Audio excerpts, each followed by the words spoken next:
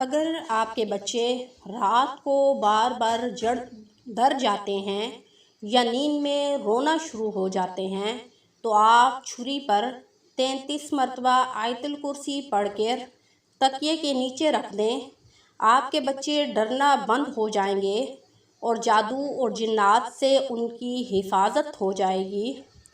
अगर आपके जोड़ों में दर्द हो तो रात को दूध में छुहारे डालकर सुबह निहार मुँह छुहारे खा लें और दूध पी लें। आपके जोड़ों और हड्डियों का दर्द ख़त्म हो जाएगा।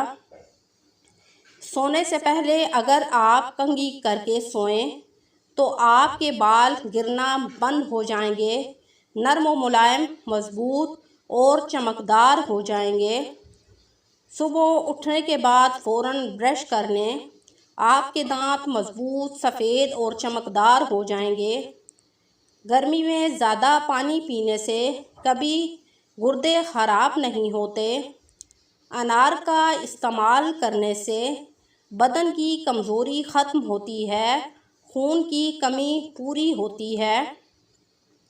सबक याद करने से पहले थोड़ा सा ज़ीरा चुटकी भर खा लो। सबक कभी भी नहीं भूलेगा, यादाश्त हमेशा तेज़ रहेगी। 1 चम्मच शहद, 1 चम्मच दालचीनी, 1 चम्मच एलोवेरा जेल, इन तमाम चीज़ों को मिक्स करके अपने चेहरे पर लगा लो।